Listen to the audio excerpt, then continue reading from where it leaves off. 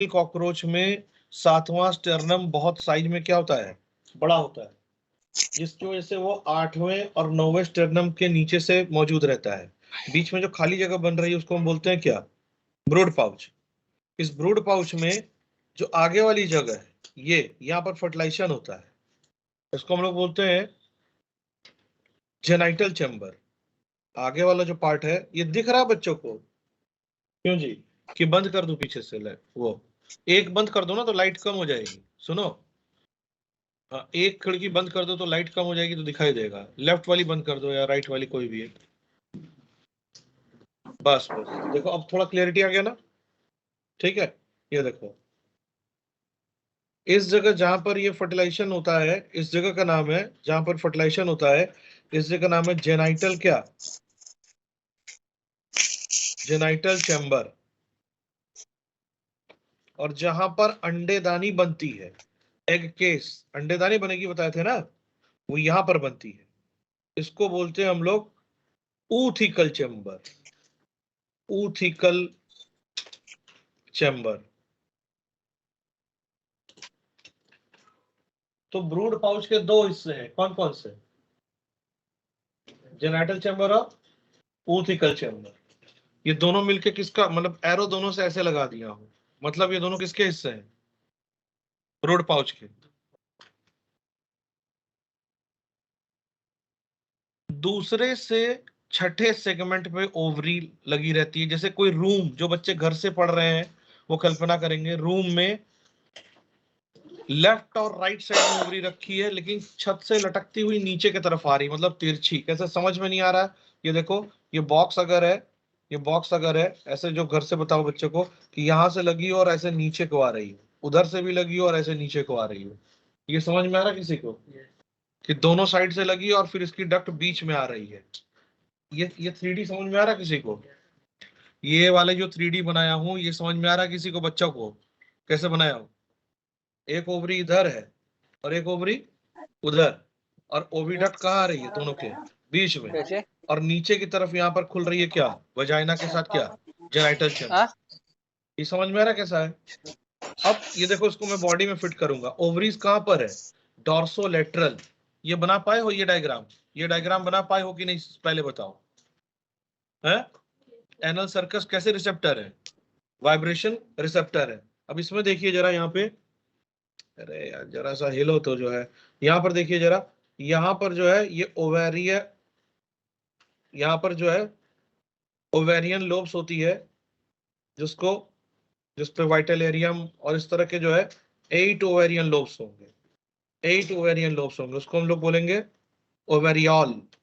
वो दिखा रहा हूं मैं अभी आपको, ये ऊपर लगी है और यहाँ नीचे इसकी डक्ट आ रही है, जबकि उधर वाली ओवरी अगर मैं बनाऊं तो मान लो उसका रंग मैंने क्या कर दिया, चेंज कर दिया, तो ये उधर वाली ओवरी हो गई, ये उसकी डक्ट आ रही है, ये दोनों आकर यहाँ मिल रही है, तो ये हो जाएगा कॉमन क्या, ओविडक्ट। ये यहाँ आकर मिलेगी, नीचे आकर मिल रही है ना दोनों, कॉमन ओविडक्ट। क्योंकि उस डायग्राम समझ नहीं पाओगे तो फिर इसको बोलेंगे वजाइना, और ये आकर यहाँ खुल रही है।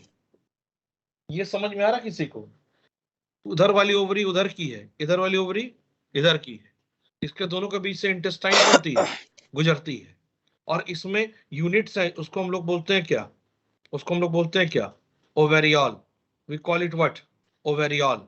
तो आपको ध्यान दीजिएगा यहाँ पे कि इस जगह का नाम उन्होंने लिखा है क्या, इस जगह का नाम, ये क्या लिखा है, वेजाइना लिखा है, ठीक है। जबकि ये क्या चीज हो गई, ये क्या हो गई, ओवेरी। ओवेरी, ओवरी किस से किस सेगमेंट में, वो मैं लिख रहा हूं, ये सिर्फ समझने के लिए है आपको, ठीक है ना, कि किस तरह है। इसके ऊपर यहां पर एक और ओपनिंग होगी, जिससे एक थैली जुड़ी होगी, जिसमें कि आप देखेंगे कि उसका राइट साइड वाला बहुत रिड्यूस्ड है, यहाँ पर स्पर्म थीका, यहाँ पर लिखा हुआ है स्पर्म थीका, ये लिखा है, जो कॉपुलेशन के समय इकट्ठा करती है, इकट्ठा करती है स्पर्म्स को, क्योंकि स्पर्म जो है वो कॉकरोच, मेल कॉकरोच एक पैकेट में देता है, तो इसमें राइट वाला छोटा है, रिड्यूस्ड है, और यहाँ पर ये स्पर्म थीका क्या साइज में, ये बड़ा है। तो हम लोग देखेंगे कि ये किस सेगमेंट में लिखा है, 6th सेगमेंट में ये मौजूद होता है। तो दो तरफ कितनी, दो तरफ दो क्या हो गई, ओवरीज हो गई, और यहाँ स्पर्म को इकट्ठा करने के लिए क्या हो गया, ये यहाँ क्या हो गया, ये देखो स्पर्म थीका। अब जरा समझना एक लाइन बस, उसके बाद सीधे एनसीईआरटी से पढ़ेंगे कि मेल क्या करेगा। इधर देखो, पहले इधर देखो स्क्रीन की तरफ। मेल क्या करेगा, स्पर्म का पैकेट वो इसके अंदर भर देगा। यहाँ पर एक ही बार कॉपुलेशन होगा, और इसमें 8 ओवेरियोल है, उसमें 8 ओवेरियोल है, यहां से अंडे आएंगे।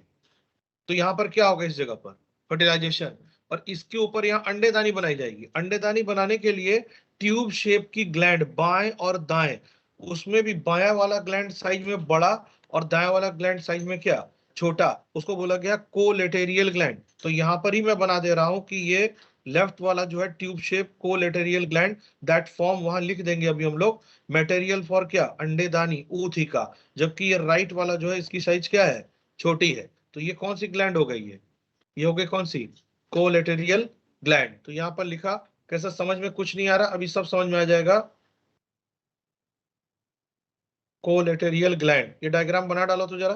तो कितनी ओवरीज है इसके पास, दाएं और बाएं, लेकिन डॉर्सो लेटरल, हाँ, मतलब एकदम ऊपर भी नहीं है और एकदम किनारे भी नहीं है। और यहां पर जेनेटिक चैम्बर में आके कितनी ओपनिंग खुल रही है, कितनी ओपनिंग खुल रही है, 2 ओपनिंग खुल रही है। एक किसकी ओपनिंग, स्पर्म थीका की ओपनिंग, दूसरी किसकी, दूसरी किसकी,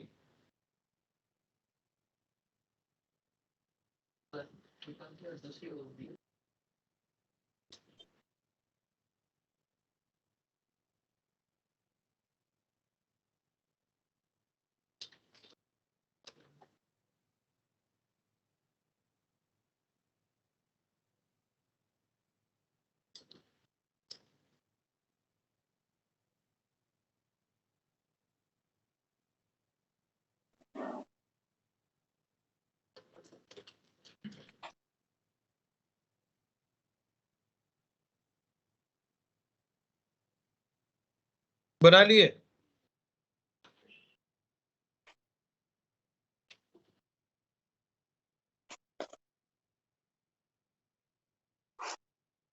एक साल की जिंदगी होती है, अंडे से निकलेगा, निम्फ निकलती जाएगी, 13 बार केचुली छोड़ेगा, जिसको बोलेंगे क्या, मोल्टिंग।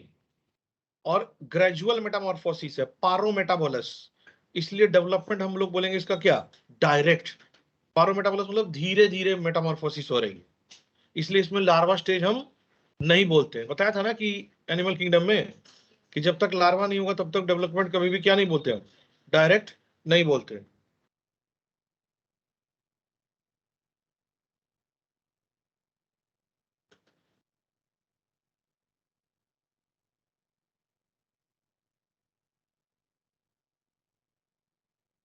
हो गया।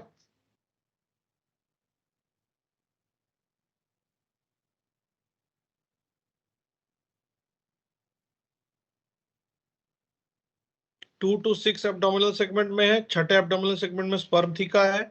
राइट वाला रिड्यूस्ड है, लेफ्ट वाला क्या है, बड़ा है। कोलेटरल ग्लैंड भी लेफ्ट वाला क्या दिख रहा है, बड़ा दिख रहा है। वो प्रोड्यूस करेगा अंडेदानी के लिए, कि अभी मैं आपको उथिका दिखा दे रहा हूँ, निम्फ दिखा दे रहा हूँ फोटो में, ठीक है। तो उसमें से जो है मैक्सिमम एक उथिका से 8 8 16 बच्चे निकल सकते हैं, क्योंकि 8 ओवेरियोल इधर है, 8 ओवेरियोल इधर है। बना पाए बच्चे लोग, अलीना जी बना पाई आप, घर से जो बच्चे पढ़ रहे हैं, पूर्ति जी बना पाई है, राघवेंद्र आज दिखाई दे रहे हैं।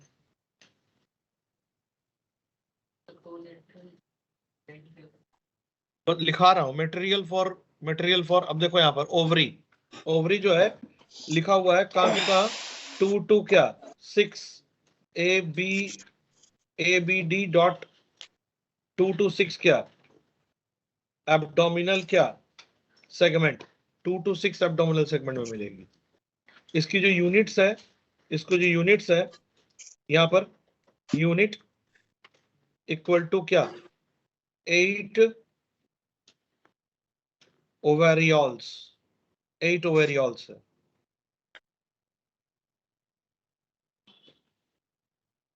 जी बताइए। उसके चैनल में है भैया, चैनल में है, 2 2 3 3 बार भेजे हैं। आप एक बार किसी भी चैनल में मार के चले जाइए, दिख जाएगा आपको, अभी भी शाम को भी भेजेंगे। टाइम टेबल खोलिएगा सर, है ना, दिख जाएगा।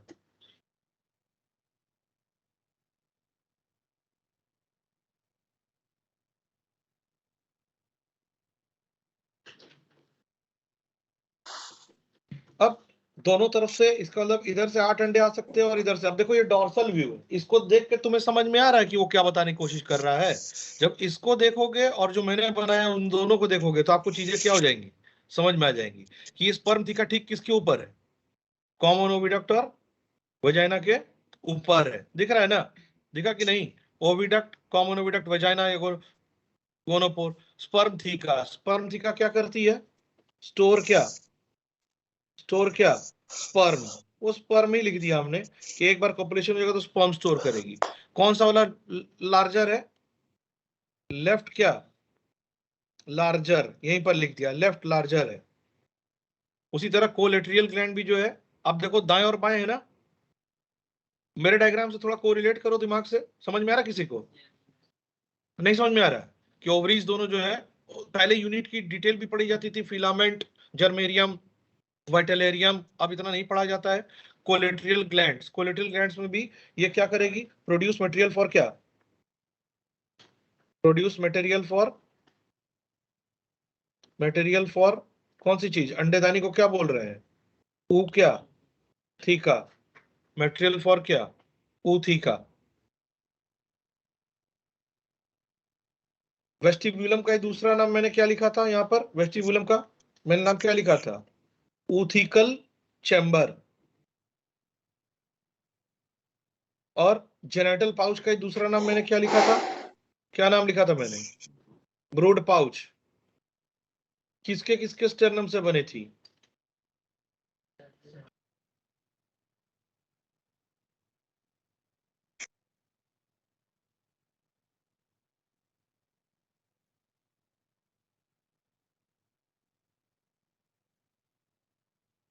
मैं कह रहा हूँ कुछ बात बनी कि भेजूं फिर से? रुक जाओ यार, भेज रहा हूँ, रुक जाओ, जो मैं आपको उस पे व्हाट्सएप पे भेज रहा हूँ। अरे क्या नहीं खुल रहा है, अरे लोग सब जो है। एक मिनट, आप जो है वो ग्रुप वाला व्हाट्सएप देख के बच्चों को बैठा दो सबको, है ना?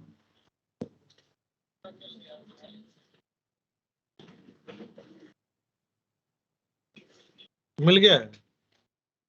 हड़कम तो नहीं मची है? हाँ, हमने भेज दिया तो चलो कोई बात नहीं।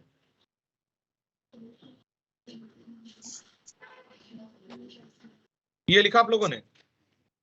ये लिखा ब्रूड पाउच किससे किसके स्टर्नम से बनी है? 7, 8 और 9 के स्टर्नम से बनी है क्या ब्रूड पाउच? और कोलेट्रियल ग्लैंड कौन सा बड़ा है?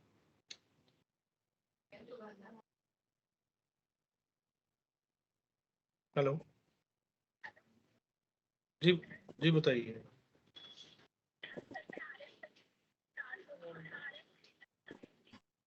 क्या?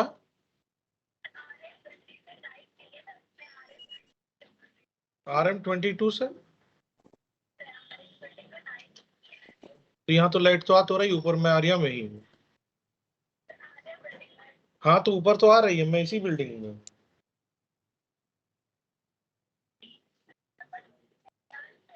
ठीक है, मैं देख रहा हूँ।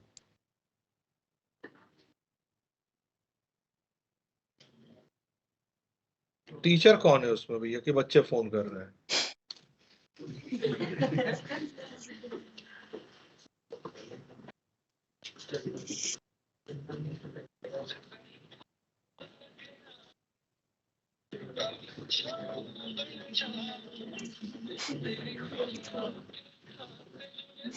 हेलो, मैं कह रहा हूँ आज आप ऑफिस में हैं?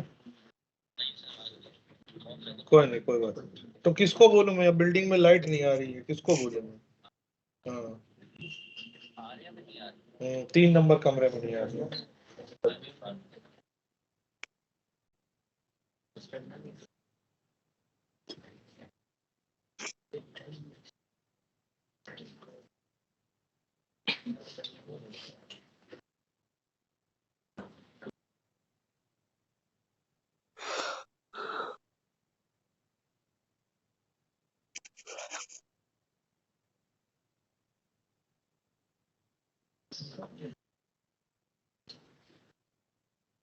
तो एक तरफ से 8 अंडे आएंगे, 8 ओवरऑल है। तो एक तरफ से 8 अंडे आएंगे और एक तरफ से कितने आएंगे? 8 अंडे आएंगे। दोनों तरफ से 8 8 अंडे आएंगे, ठीक है ना? तो इस केस में जो है एक अंडे दानी लिख रहा है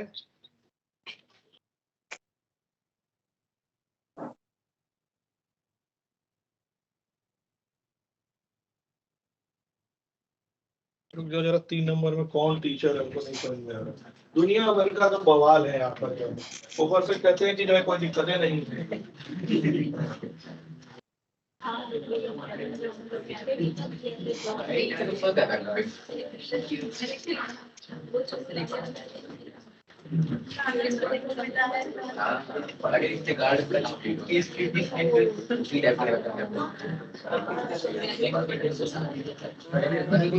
कोई बच्ची फोन के कि इस क्लास में लाइट नहीं आ रही है।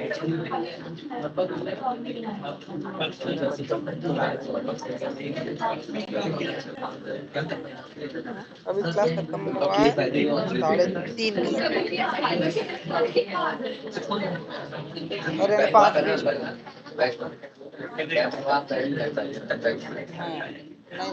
5:30 को आर्य में लगा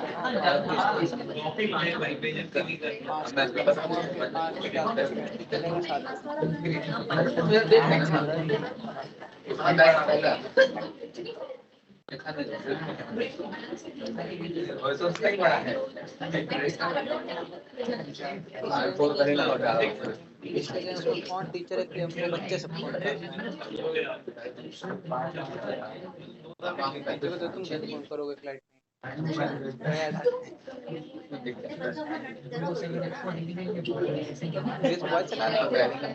टीचर करता कि नौजवान को ऑफ कर दो।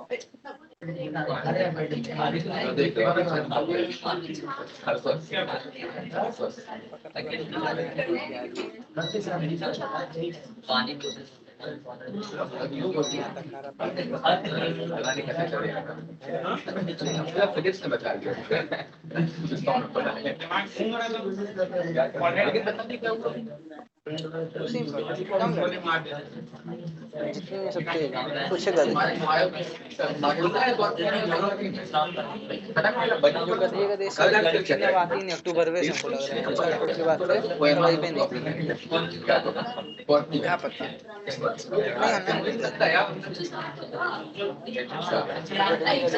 अक्टूबर के बाद दीपावली में सब रही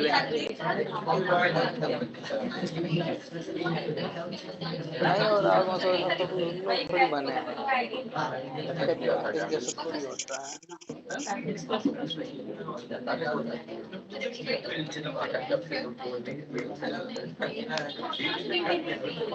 कब लाइट आएगा?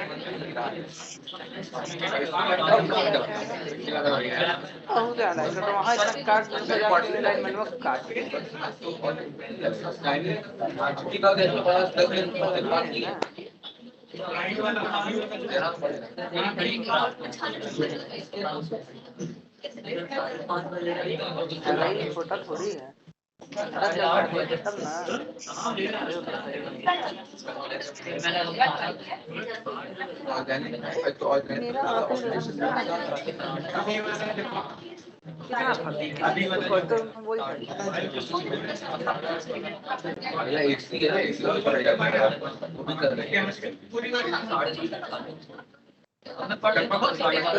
ना थोड़ी उठाता है इसीलिए पेपर में जो है ना डाला जाता है। कोई जॉब के लिए किसी को तो न ही डालेगा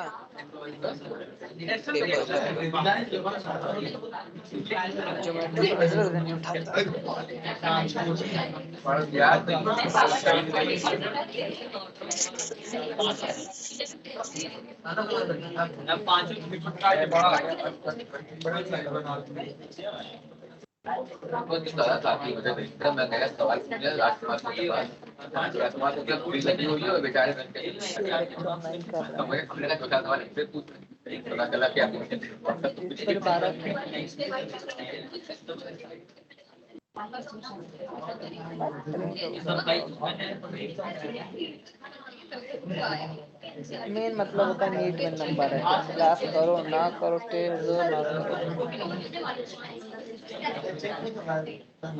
नंबर आ रहा तो ठीक, नहीं आता बेकार।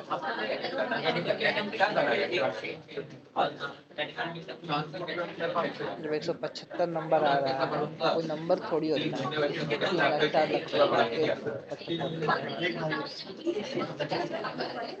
कहाँ बढ़ रहा, घट तो रहा है, 3 टेस्ट में लगातार घटा।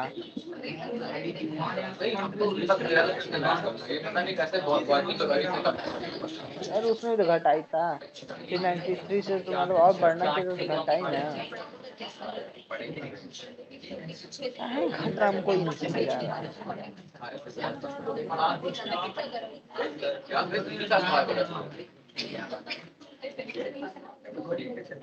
अरे तब इसमें नहीं, इससे लास्ट में कैसे अच्छा उठाएगा? लास्ट को जड़ी बूटी थोड़ी पी रही है।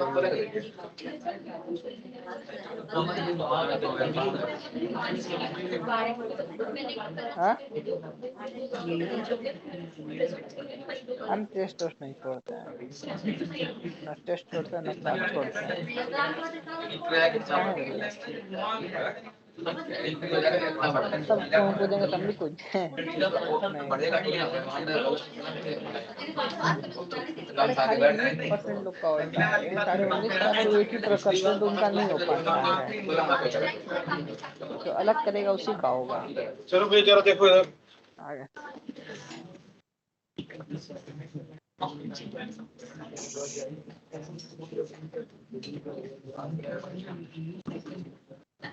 चलो, तो चूंकि 8 जो है अंडे एक तरफ से आएंगे और 8 एक तरफ से आएंगे, इसलिए लिख रहा है कि मैक्सिमम अंडे एक ऊथिका में कितने हो सकते हैं? 16 हो सकते हैं। किसके अंदर? ऊथिका के अंदर। ऊथिका मतलब वो क्या है एक्चुअली? वो एग केस है, दिखा दे रहा हूं मैं भी आपको। और एक फीमेल जो है कितना ऊथिका प्रोड्यूस करती है? 9 से 10, क्योंकि एक ही ब्रीडिंग सीजन होती है, उसमें 9 से 10 वो क्या प्रोड्यूस करती है? ऊथिका प्रोड्यूस करती है, ठीक है ना? और क्या 160 होंगे ना?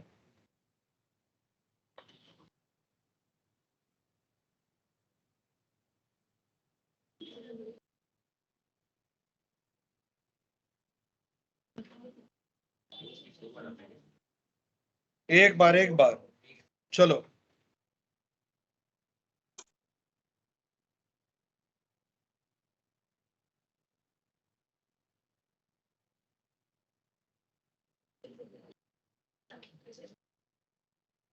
अब जो है यहाँ पर देखना क्या है कि इधर देखो जरा एक बार, यहाँ दिखा दे रहा हूँ आपको मैं। जो बच्चे निकलेंगे वो देखने में किसकी तरह से होंगे? पानी पकड़ाना। वो देखने में होंगे किसकी तरह? बिल्कुल कॉकरोच की तरह। इसलिए उसको हम क्या नहीं बोलते हैं? लार्वा नहीं बोलते हैं, ठीक है ना?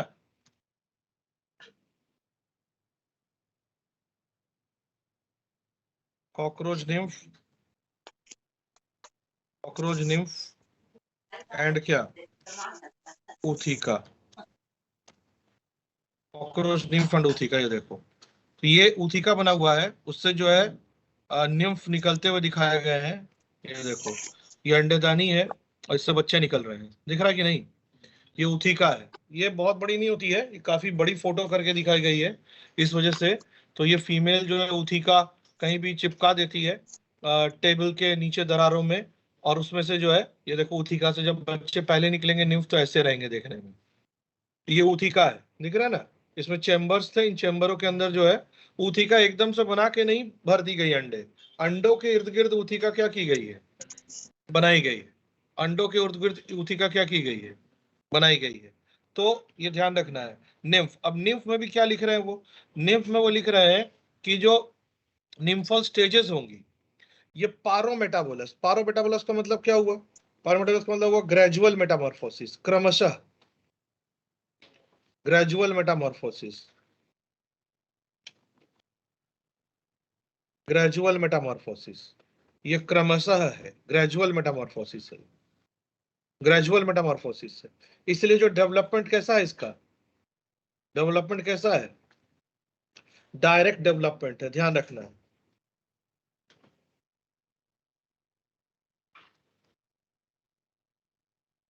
डायरेक्ट क्या है? Development. Direct development, development direct है। तो बच्चों को क्या बोलते हैं हम? निम्फ। तो लिख रहा है nymph grows by moulting about 13 times reach adult form the next to last nymphal stage. तो कितने निम्फल, कितने जो है बार मोल्टिंग होगी? कैसे ये मोल्टिंग क्या है ये देखो जरा, मैं बता दे रहा हूं। ये देखिए, अगर ये फर्स्ट निम्फ है, ये फर्स्ट निम्फ है, तो फर्स्ट निम्फ से जब ये बनेगा क्या, सेकंड निम्फ, सेकंड निम्फ बनेगा। तुम्हारा फोन चल रहा है? सेकंड निम्फ बनेगा, तो इसको क्या बोलेंगे, फर्स्ट क्या बोलेंगे हम, मोल्ट। ये ऊपर का अपना केचुली क्या करेगा, निकालेगा। ऐसे ही इसके बाद कौन सा मोल्ट होगा, सेकंड मोल्ट। तो ये कौन सा निम्फ बनेगा, थर्ड। तो मैं अगर इसको यहाँ पर स्लैश मार दूं तो मैं ये बोलूंगा कि इसमें जो है 13, इसमें जो है 13 जो है, इसमें 13 जो है बनते हैं क्या, 13 क्या बनते हैं, निम्फ बनते हैं, 13 निम्फ बनते हैं। और 13 निम्फ बनते हैं, और अंतिम वाले को भी हम जो है मोल्ट बोलेंगे, इसको भी हम मोल्ट बोलेंगे, क्योंकि उस समय कोई स्पेसिफिकली क्या नहीं हो रही है। 10 के बाद ये 13वां क्या है, एम, तो ये बना क्या, एडल्ट। किसी को बात समझ में आ रही क्या बोल रहा हूं मैं, ये नहीं, इसीलिए बच्चे कंफ्यूज करते हैं कि सर 13 निम्फ, जैसे उसने बोला 13 मोल्ट होगी तो 14 निम्फ होंगे, ऐसा नहीं है। जब लास्ट निम्फ से एडल्ट बनेगा उसको भी क्या बोलेंगे हम, मोल्ट बोलेंगे। ये समझ में आ रही बात। तो देखो यहाँ पे क्या लिखा हुआ है, यहाँ पे लिखा हुआ है द निम्फ ग्रोस बाय क्या, moulting 13 times to reach adult form.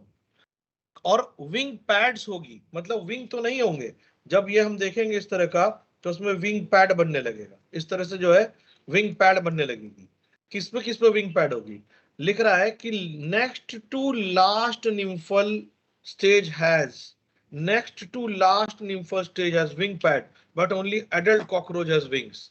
तो विंग आ जाने के बाद ही हम उसको क्या मानेंगे, हम उसको एडल्ट मानेंगे। इस तरह का क्या दिखाई देगा, इस तरह का विंग पैड क्या होगा, दिखाई देगा, इस तरह का विंग पैड दिखाई देगा आपको। तो ये ध्यान रखिएगा कि कितने निम्फल स्टेजेस होंगे, 13, और मोल्टिंग भी कितने बार होगी, 13 बार क्या होगी, मोल्टिंग होगी। इसमें समय लगेगा लगभग कितना, समय लगेगा लगभग कितना, इसमें समय लगेगा, इसमें पूरा समय लगेगा लगभग 1 क्या, ईयर, 1 साल लगेगा, 1 ईयर लगेगा, 1 साल, 1 ईयर।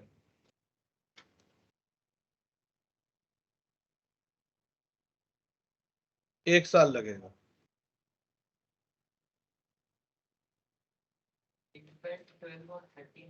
12 और 13 में होगा। Next to last nymphal stages has wing pads but only adult. 12 और 13 में क्या होगा, 12 और 13 में विंग पैड होगा।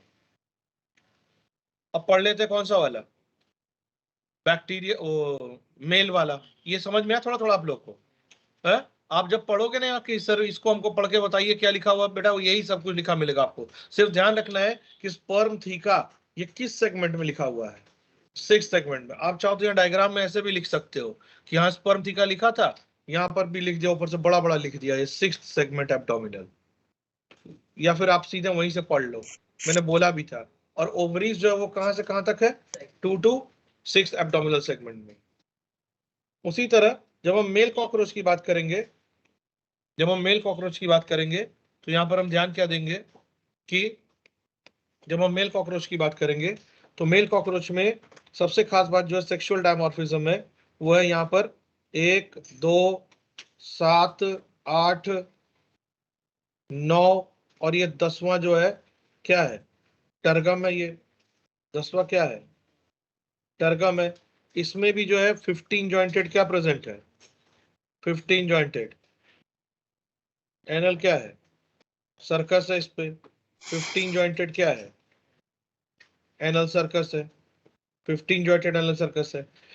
टेस्टिस मेल में जो है ओवरी थी 2 to 6, इसमें है 4 to क्या 7। ये देखो यहाँ पे लिखा मिलेगा, ये देखो टेस्टिस लोब कहां से कहां लिखा मिल रहा है, टेस्टिस लोब 4 to 6, 7 नहीं, सॉरी क्षमा करो, 4 to क्या, एक्चुअली दिमाग में कई तरह की चीज चलती रहती है ना। 4 to क्या 6, और ओवेरियन लोब कहां से कहां था, 2 to 6, मतलब दोनों अंत हो रही किसमें आके, 6 में आके। लेकिन टेस्टिस लोब की शुरुआत जो काफी कहां से हो रही है, पीछे से। बाकी सब कुछ वैसा ही है। देखो इसमें क्या नहीं समझ में आता वो मैं आपको बता रहा हूं, जो आप इस डायग्राम में देखोगे तो समझ में आ जाएगा आसानी से आपको कि इसमें अगर हम 7th की बात करें, 8th की बात करें, 9th की बात करें, और ये इसका जेनिटल पाउच है, तो ये हो गया इसका क्या हो गया, ये सब ये क्या हो गया, स्टर्नम। इसके स्टर्नम में यहां पर अनजॉइंटेड है एनल क्या स्टाइल, यहां पर मौजूद है अनजॉइंटेड क्या एनल स्टाइल, यहां पर अनजॉइंटेड क्या मौजूद है, यहां पर एनल क्या एनल स्टाइल। जबकि ये क्या था, 15 जॉइंटेड क्या एनल सर्कस। तो ये दोनों में क्या है, बहुत बड़ा डिफरेंस है। बनाना शुरू करो तो एनल सर्कस, ये दोनों में बहुत बड़ा डिफरेंस है।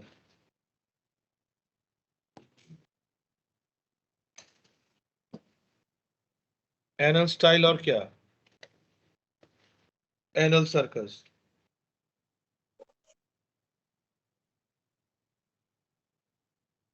और किस से किस सेगमेंट में आपने बताया, 4 से 6। ये इधर वाली टेस्टिस लोब अगर है ये, और ये उधर वाली टेस्टिस लोब, तो आप जानते हो कॉमन वर्ड होता है टेस्टिस से जो डक्ट निकलती है उसका नाम क्या होता है, वास डिफरेंस। ये आकर 7वें पर यहां मिलती है, ये आकर यहाँ 7वें पर मिलती है, ये आकर यहाँ कहां मिलती है 7th पे। ये उधर वाली टेस्टिस, ये उधर वाली, और ये क्या इधर वाली, और 7वें पर आकर जहां मिलती है वहां पर हम उसको बोलेंगे क्या, सेमाइनल वेसिकल। तो ये 4 to 6 में ये दोनों क्या हो गई, ये क्या हो गई टेस्टिस, ये दोनों हो गई क्या टेस्टिस।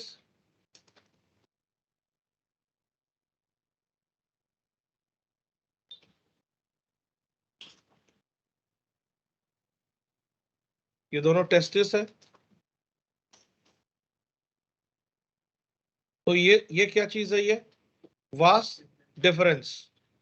ये क्या हो गया वास क्या डिफरेंस, DEFERENS।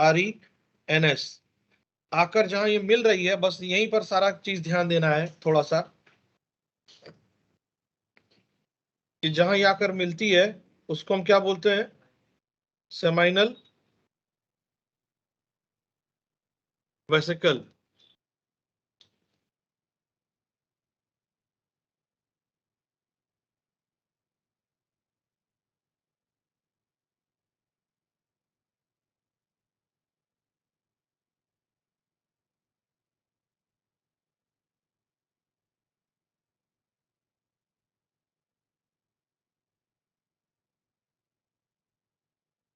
सेमाइनल क्या वेसिकल। लेकिन मैं आपको यहाँ बता दूं, सेमाइनल वेसिकल दिखेगा नहीं। सेमाइनल वेसिकल इसलिए नहीं दिखेगा कि उसके ऊपर बहुत सारे छोटे छोटे सिंगल सेल क्या लगे हुए हैं, ग्लैंड। जैसे कोई भी एक, आप वो देख लो इन्फ्लोरेंस, जैसे गेंदे का फूल होता है ना, तो उसका थैलेमस दिखाई देता है क्या, अरे गेंदा का फूल है उसका थैलेमस दिखता है, क्योंकि उसके ऊपर बहुत सारे फूल क्या हो गए चारों तरफ से लग गए हैं। उसी तरह क्या होगा कि हमें सेमाइनल वेसिकल दिखेगा नहीं। यहाँ पर जो है छोटे ग्लैंड है, यहाँ पर छोटे ग्लैंड है और बड़े ग्लैंड, यूट्रिकुलाई मेजर और यूट्रिकुलाई क्या माइनर। ये दो तरह के ग्लैंड है यहाँ पर, अभी लिख लेंगे हम लोग वहां पर, ये दो तरह के ग्लैंड है जिससे नहीं दिखेगा। और इसके बाद पीछे से जाकर ये यहाँ पर खुलेगी, यहाँ पर खुलेगी, इस जगह पर खुलेगी इजाकुलेटरी डक्ट, ये जाकर खुल रही है यहाँ पर, ये खुल रही है। इस डक्ट का नाम मैंने लिखा, इस डक्ट का नाम क्या लिखा मैंने, इजाकुलेटरी डक्ट, ऐसे लिखा मैंने।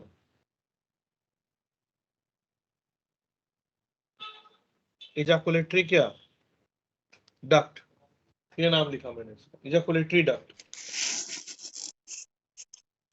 सबसे खास बात क्या है कि एक ग्लैंड है जिसका नाम है कॉन्ग्लोवेट या फैलिक ग्लैंड, जो यहां नीचे जाकर खुल रही है, जो उस डायग्राम में देख के पता ही नहीं चलता है, जो 7वें सेगमेंट तक आ रही है। और उसका डक्ट जो है पीछे फैलोमर, अभी बता रहा हूं आपको कि जो 9th और 10th का जो बचा हुआ पार्ट था काइटिन का, वो कॉपुलेटरी ऑर्गन बन गई, उनको हम बोलते हैं क्या फैलोमर।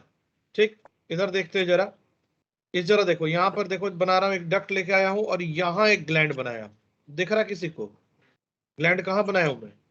अब मशरूम ग्लैंड की वजह से ऊपर की इस ग्लैंड को हम बोलते हैं मशरूम ग्लैंड। जो यूट्रिकुलाई मेजर और यूट्रिकुलाई माइनर है, किसके ऊपर, किसके ऊपर, सेमाइनल वेसिकल के ऊपर। इसका नाम है मशरूम ग्लैंड। अभी वहां लिख दे रहा हूं मैं, इसका नाम है मशरूम ग्लैंड की वजह से ये कॉन्ग्लोबेट ग्लैंड, इसका नाम है कॉन्ग्लोबेट, कॉन्ग्लोबेट या फिर क्या, फैलिक, फैलिक ग्लैंड, ये दिखाई नहीं देती है। कॉन्ग्लोबेट और क्या, फैलिक ग्लैंड, कॉन्ग्लोबेट और क्या, फैलिक ग्लैंड।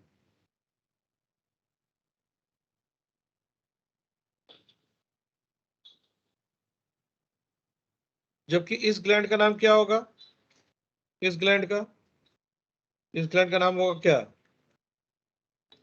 मशरूम ग्लैंड, जिसके दो हिस्से होंगे, यूट्रिकुलाई मेजर और यूट्रिकुलाई माइनर।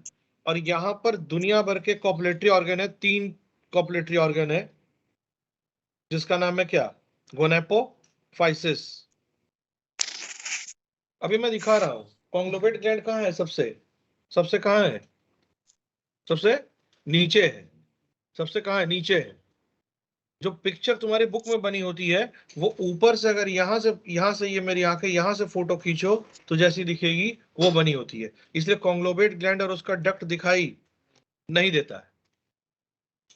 इतना लिख पाए हो आप लोग, क्यों जी। तो फीमेल वाला स्ट्रक्चर कहां बनाए थे, यहां बनाए थे ना, ये लिख पाए हो।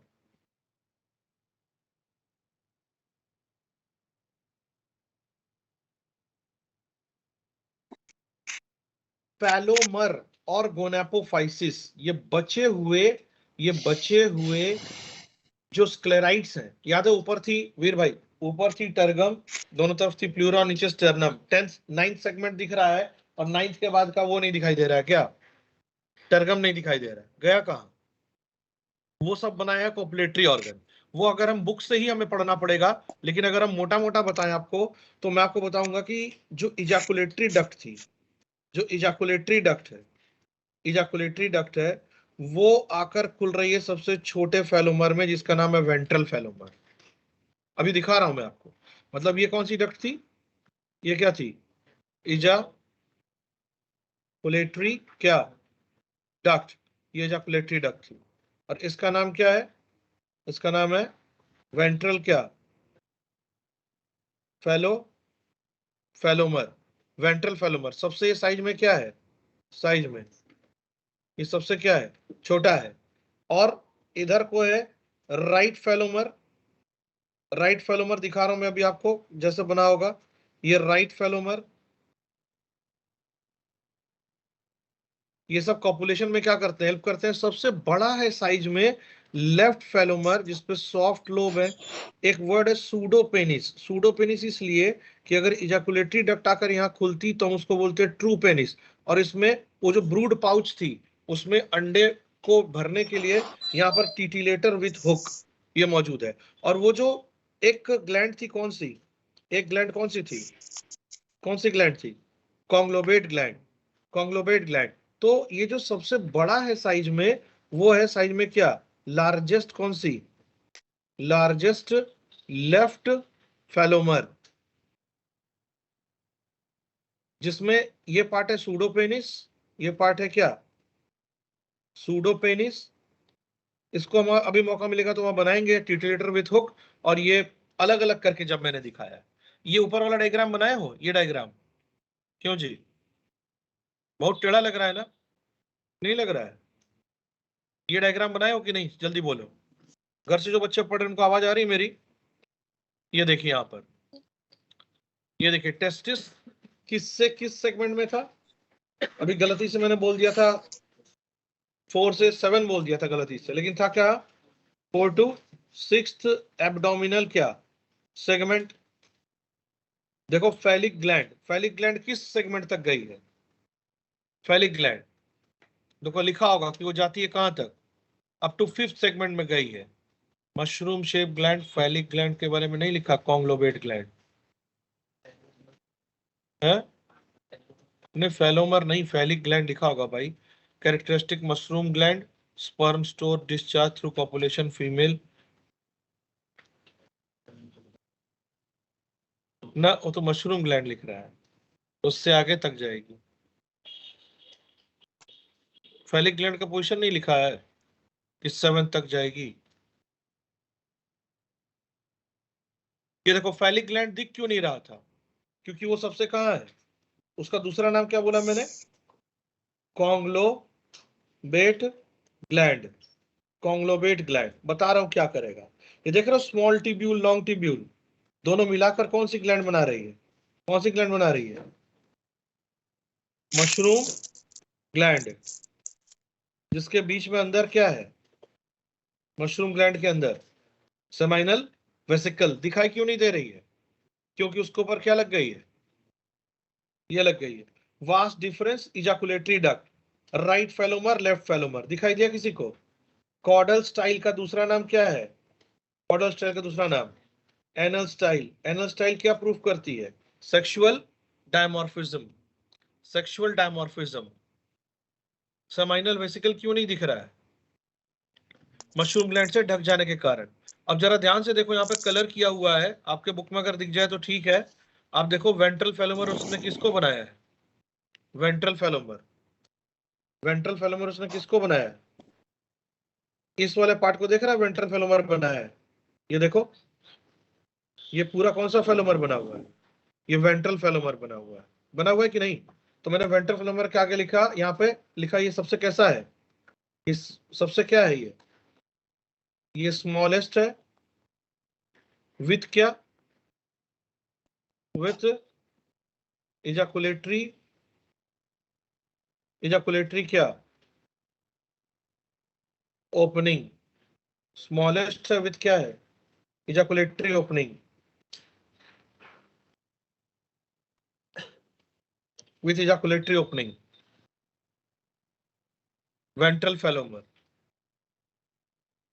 काम क्या है फेलोमर्स का, हेल्प्स क्या, कॉपुलेशन, किस में हेल्प करेगी, कॉपुलेशन में हेल्प करेगी। फिर राइट फेलोमर मुझे दिख रहा है, अगर मर्जी हुई तो मैंने देख लिया कि हाँ भैया ये पूरा राइट फेलोमर बना है, ये इस तरह का। बट बाकी बचा हुआ पार्ट क्या है पूरा, सूडोपेनिस टिटिलेटर, ये सब किसके पार्ट है, ये सब किसके पार्ट है, ये सब किसके पार्ट है, लेफ्ट फेलोमर। तो लेफ्ट फेलोमर साइज में क्या है, ये लार्जेस्ट है।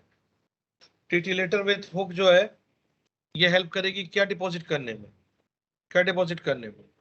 और यहाँ लेफ्ट फेलोमर में ये किस चीज का डक्ट दिख रहा है, ये किसका डक्ट दिख रहा है, डक्ट ऑफ क्या, phallic gland, phallic gland, duct of क्या है ये, फैलिक ग्लैंड। थोड़ा बहुत समझ में आया किसी को,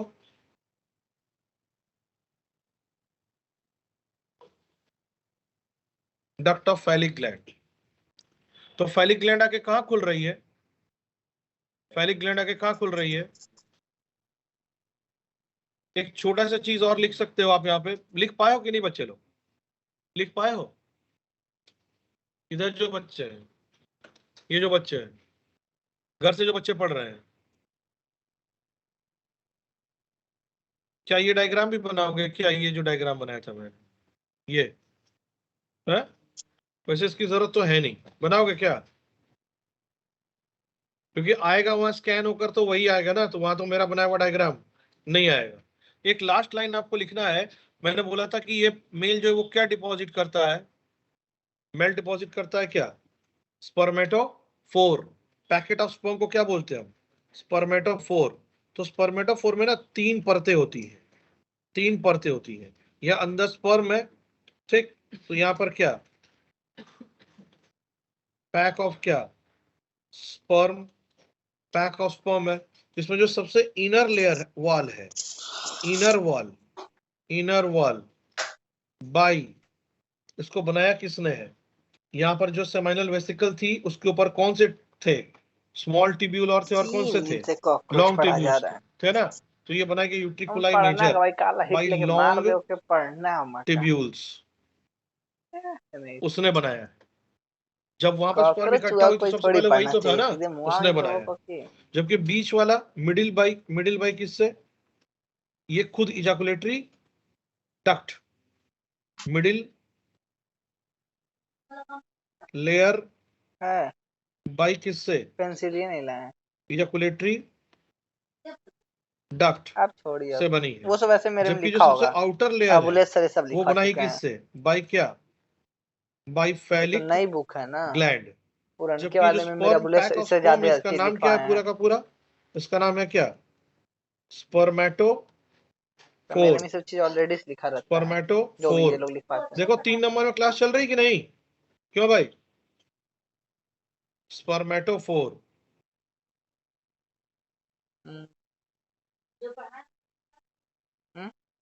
रिवीजन करना, यानी सब जब पढ़ाते हैं सर तो हम कहते हैं अच्छा बुलेट सर ये चीज बताए तो थे, स्पर्मेटोफोर में जो अंदर वाला है वो वो किसने ऐसा बनाया बताते था? ही थे ना ये लॉन्ग ट्यूब्यूल्स। कि भाई ये लॉन्ग बताते ट्यूब्यूल हमको और ये याद है, मिलके अच्छा क्या ये बनाते इस हैं? क्लास में ये चीज चल रहा मशरूम था। ग्लैंड। वो तो यूरिकोस ग्लैंड था ना, फैट उनको बॉडीज के इनसे ऊपर ज्यादा है वो। नॉलेज था। यूरिकोस ग्लैंड था ना। यूरिकोस ग्लैंड जो हाँ, है वो इसी को यहाँ पर बोल रहे हैं लॉन्ग ट्यूब्यूल्स को। जितना ये सब वो किए यहाँ से होते हैं बेटा ना, ओपन वो और ज्यादा सर्कुलेशन पढ़ा है ना, पाते हैं। वो उनसे यहाँ बोला से तो सब चीजें बच्चे ले रही हमारे हैं साथ तेज के और हैं, लेके अपने उस पर लेवल का क्या सब कर रही है समझते वो? हैं, भर रही तो है। आधा चीजें सब खा जाते हैं।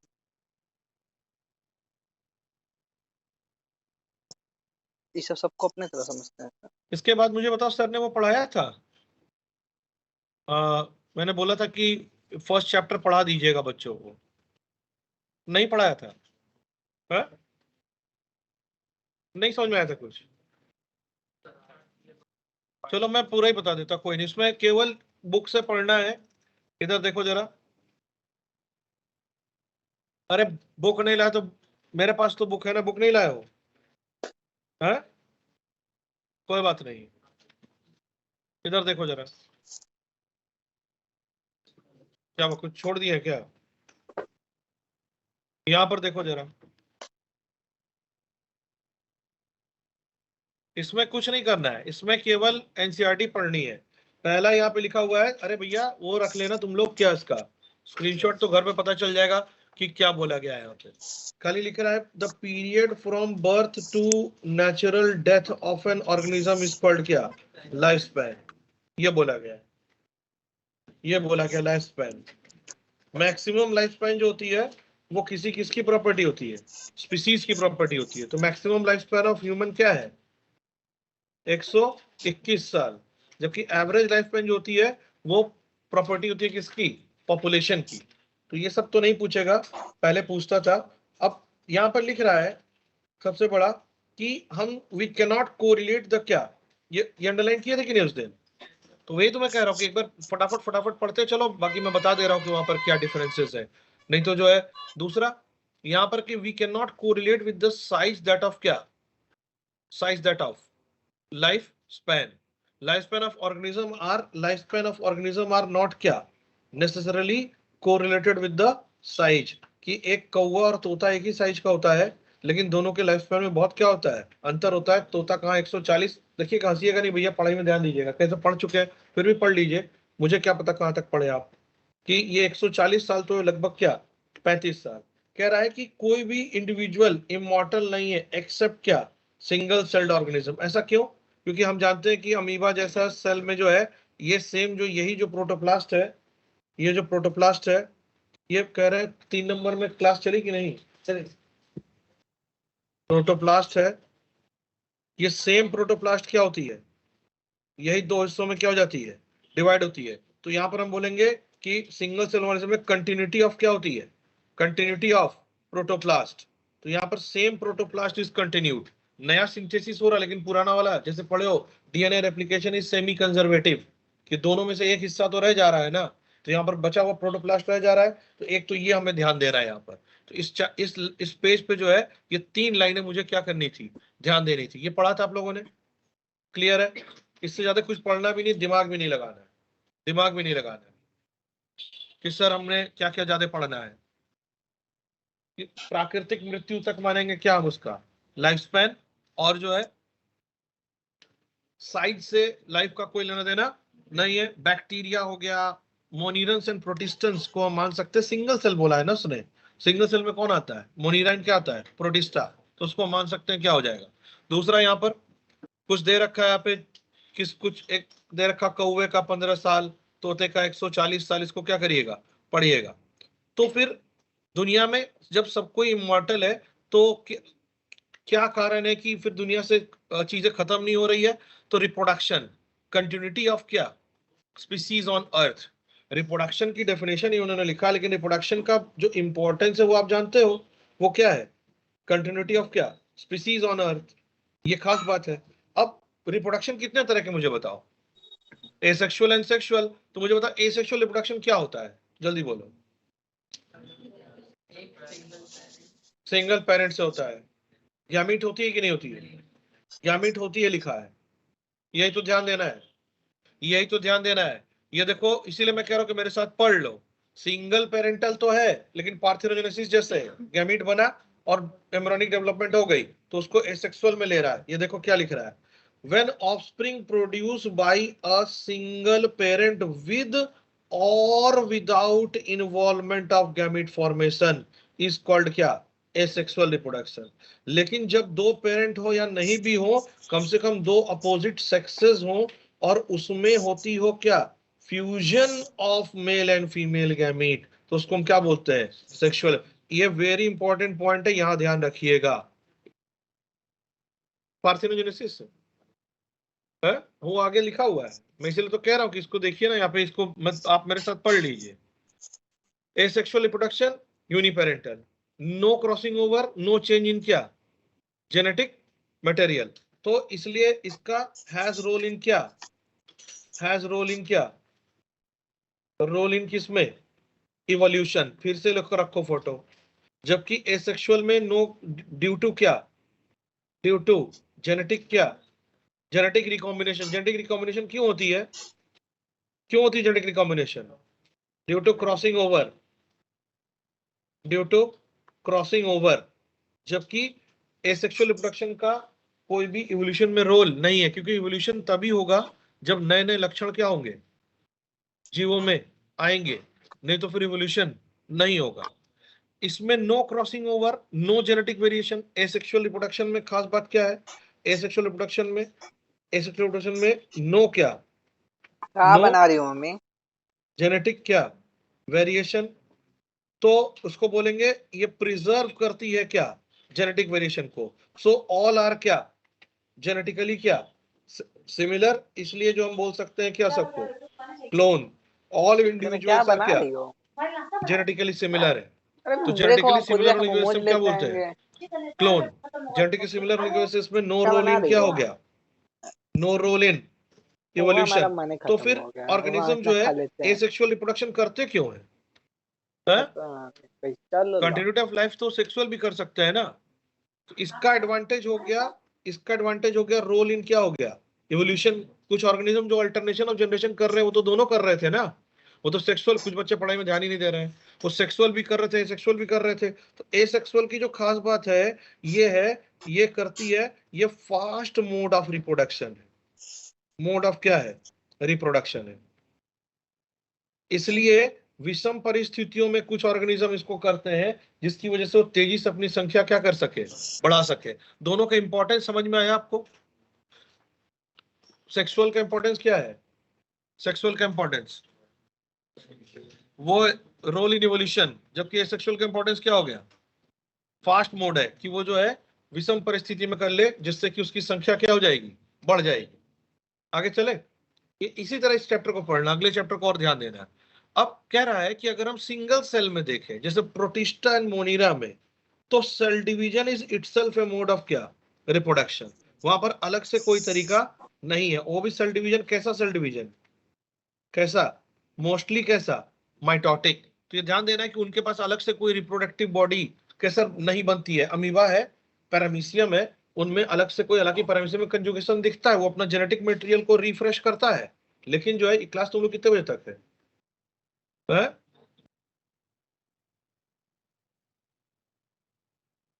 सर इससे आगे बढ़ नहीं पाए थे क्या है? इस चैप्टर को इतना डीप पढ़ना नहीं, इसमें केवल यही लाइन पढ़ना है। सर ने पूरा पढ़ाया नहीं था क्या? अच्छा, बोर्ड, बोर्ड गड़बड़ कर रही थी। तो क्या पास है, यही तो कल लेके इसी बात में तो बात हो गई मेरी। कह रहे नहीं, कोई चैलेंज ही नहीं है कहीं पे, सब ठीक चलता है। अब इत्तेफाक की बात है कि जब आप जांच करें तब ठीक चल रहा है, लेकिन गड़बड़ तो रोज होता है। क्लास तो हमारी इसीलिए पीछे जाती है।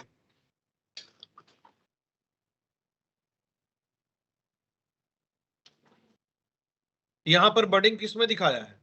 हाइड्रा में। और जिम्यूल तुम लोग को मैंने पढ़ाया था ना, जिम्यूल को मैंने क्या बोला था? इसको क्या बोला था मैंने? किसको बोला था मैंने? इंटरनल बर्ड, ये बोला था। ठीक है,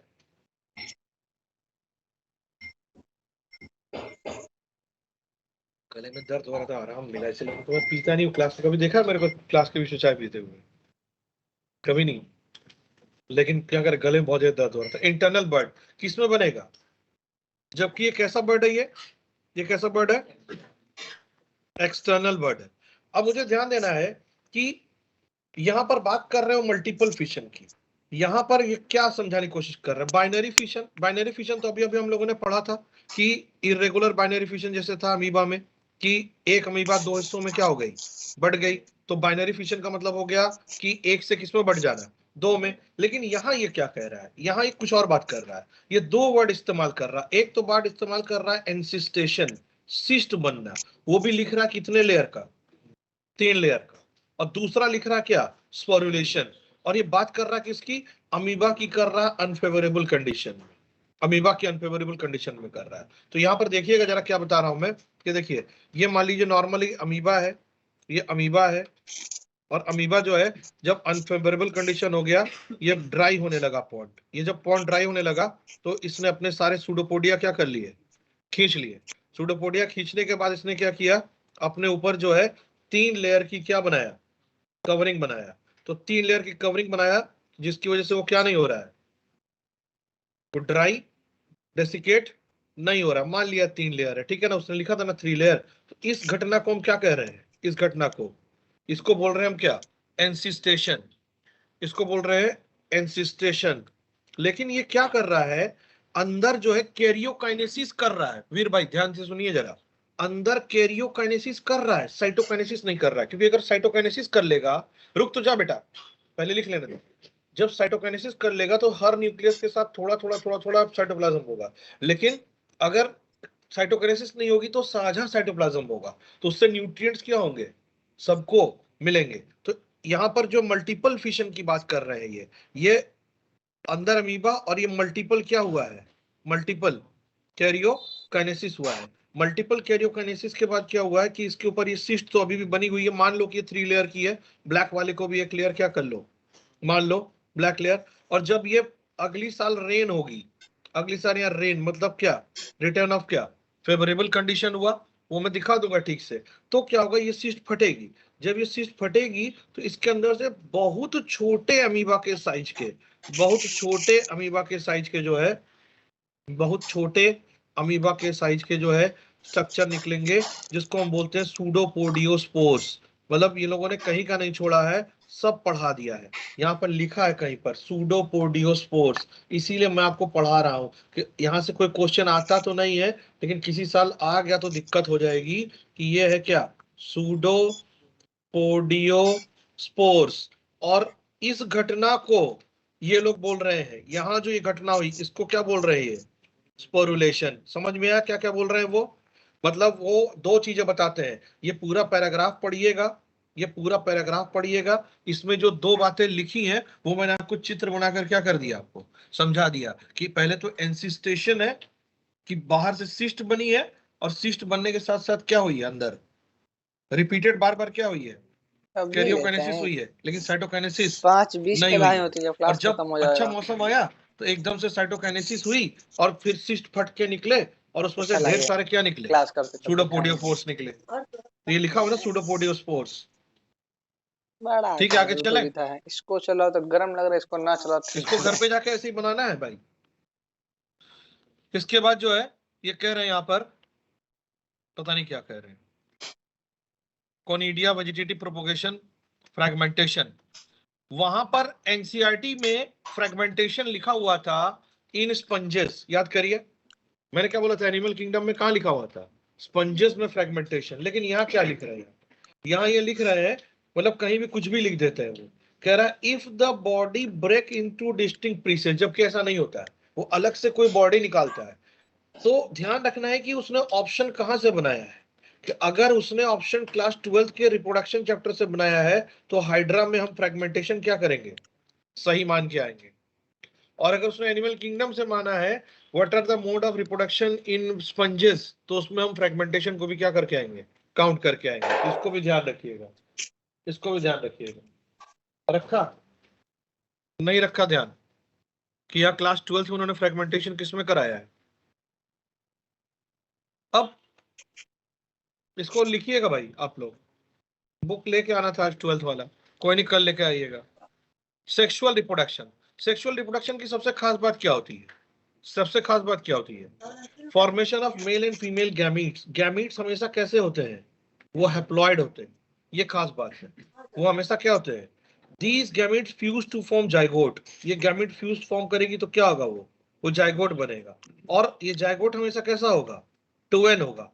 और ये हमेशा elaborated complex and slow process है कंपेयर टू क्या, एसेक्सुअल। तभी मैंने कहा था कि एसेक्सुअल तब अपनाते हैं ऑर्गेनिज्म अपनी लाइफ में जब उनको क्या करनी होती है, तेजी से रिप्रोडक्शन करना होता है। तो इस चीज को क्या करेगा, because of fusion of male and female gamete sexual reproduction often not identical to parents amongst themself. तो ये चीज हमें ध्यान रखना है कि इसलिए उनका इंपॉर्टेंस किसमें है, किसमें इंपॉर्टेंस है। तो ये ध्यान रखना है कि गैमेट हमेशा कैसी होगी, इसका भी रखिए ना पिक्चर की ज्यादा इलाबोरेटेड और सो और कॉम्प्लेक्स स्टाइल है। जबकि जाइगोट हमेशा कैसी होगी, दुनिया में कोई भी जाइगोट होगी तो कैसी होगी, डिप्लॉयड। और गैमेट होगी तो कैसी होगी, हैप्लॉयड। अगर वो हैप्लॉयड प्लांट पेरेंट बॉडी से बन रही है तो माइटोसिस से बनेगी। जैसे हम लोग प्लांट में पढ़े थे कि गैमेटोफाइट है, अगर तो गैमेटोफाइट से जो अगर बनेगी तो बनी थी कैसे, वो बनी थी किस चीज से, माइटोसिस से बन जाएगी। और अगर वो स्पोरोफाइट से बनेगी तो बनेगी किससे, वो मियोसिस से। स्टडी बताती है कि अगर हम देखें तो जिंदगी को जो हम बांट सकें किसमें, जुवेनाइल फेज, वेजिटेटिव फेज, या फिर किसमें, वेजिटेटिव फेज और किसमें, 3 फेज। पहला फेज कौन सा, पहला फेज कौन सा, जुवेनाइल। जुवेनाइल का मतलब कौन सा हो गया, वेजिटेटिव प्लांट में हो गया। दूसरा फिर कौन सा हो गया, रिप्रोडक्टिव, रिप्रोडक्टिव हो गया। रिप्रोडक्टिव के बाद क्या हो गया, ओल्ड सेनिसेंस या फिर क्या, नॉन रिप्रोडक्टिव। ये इस तरह के फेजेस हो सकते हैं। अगर हम बात करें किसकी, अगर हम बात करें मैमल की, और मैमल की बात करें और फीमेल मैमल की बात करें तो 2 तरह के साइकिल की यहाँ क्या की गई है, बात की गई है। तो हम किसी की भी जो है जिंदगी को कितने हिस्सों में बांट सकते हैं, कितने हिस्सों में बांट सकते हैं, 3 हिस्सों में, जुवेनाइल, रिप्रोडक्टिव एंड, तो यहाँ पर कुछ दे रखे उसने। यहाँ पर देखो मेंस्ट्रुअल और एस्ट्रस साइकिल दे रखा है। यहीं पे बता देता हूं कि अगर यहाँ पर जो है फीमेल कौन सी, यहाँ पर कौन सी, mammal female, mammal female, mammal female में reproductive phase, reproductive phase, reproductive phase कहां से कहां तक होती है। अगर 2 तरह के मैमल है, एक तो है प्राइमेटा, प्राइमेट में कौन आते हैं, मंकीज एंड क्या, एप्स, ह्यूमन आएगा इधर। और दूसरा कौन आ गया, नॉन प्राइमेटा, नॉन प्राइमेट। इनमें जो साइकिल चलती है उसको हम लोग बोलते हैं क्या, एस्ट्रस साइकिल, एस्ट्रस साइकिल। जबकि इसको क्या बोलेंगे, मेंस्ट्रुअल साइकिल। दोनों में एक बहुत बड़ा डिफरेंस है। इसका ड्यूरेशन नॉर्मली क्या होता है, लॉन्ग ड्यूरेशन, जबकि ये नॉर्मली क्या होता है, ये शॉर्ट ड्यूरेशन होती है। जैसे इंसानों में आपको बताया था कि ये लगभग होती है कितने दिनों की, 28 दिन की। ये होती है शॉर्ट ड्यूरेशन की। इसमें नो मेंसस फ्लो, इसमें जो है मेंसस लास्ट में फ्लो नहीं होती है। जबकि इसमें साइकिल के एंड में क्या, मेंसस, मेंसस क्या होती है बताए थे हम आपको, जो एंडोमेट्रियम में टिश्यू की वो कट के क्या होती है, निकल आती है। लेकिन दोनों की खास बात क्या है कि ovulation in the mid of the क्या, मिड ऑफ द साइकिल। तो इससे पता चलता है कि जब रिप्रोडक्टिव फेज है तो यहाँ पर हमें ध्यान रखना है कि ovulation, ovulation at mid of the क्या, ऑफ द साइकिल। ठीक है। तो नॉन प्राइमेट्स में क्या होते हैं, इसका जो है ये ध्यान रखना है कि ये बेसिक डिफरेंस है, ये बेसिक डिफरेंस ध्यान रखना है। मेंस्ट्रुअल साइकिल में अंत में अगर फर्टिलाइजेशन नहीं हुआ है तो यूटेरस का इनर लाइनिंग कट के क्या होगा, बाहर आएगा।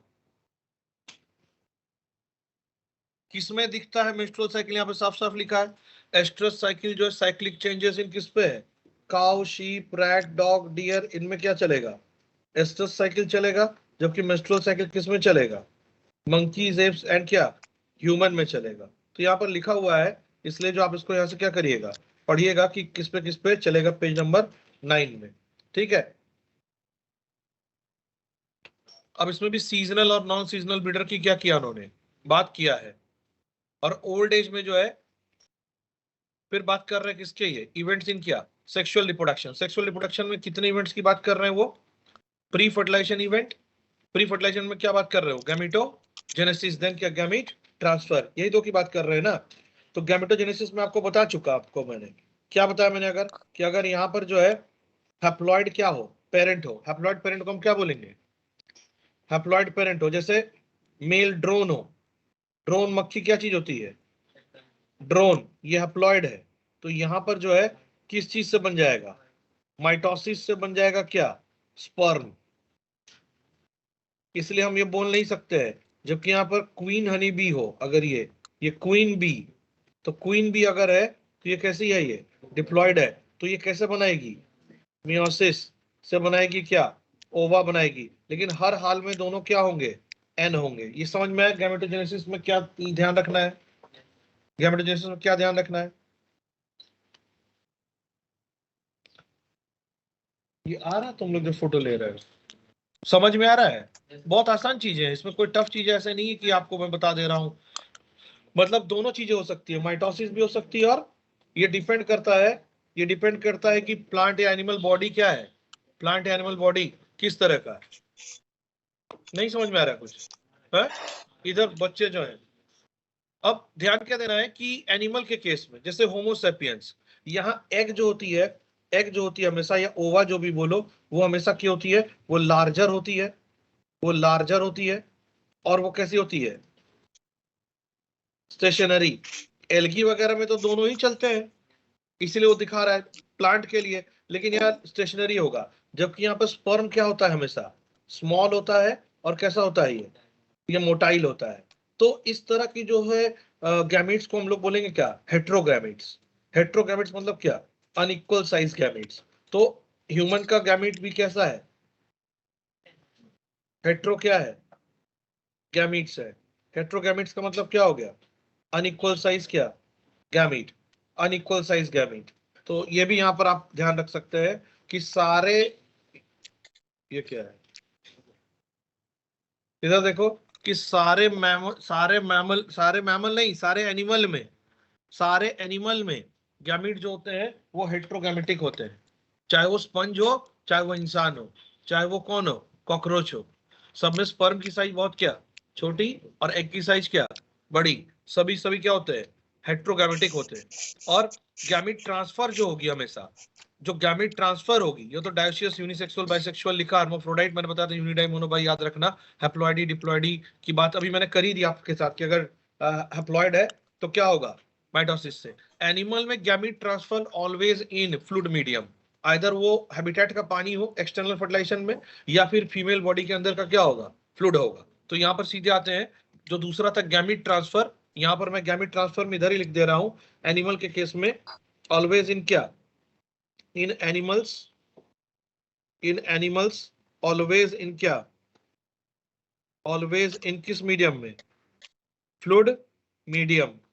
ये किस मीडियम में होगी? फ्लूइड मीडियम में होगी। ऑलवेज इन फ्लूइड मीडियम, ये लिख पाओगे तुम लोग? है, बुक में ही लिख के रखना, पेंसिल से, पेन से, जो भी रखना, अलग से मत लिखना।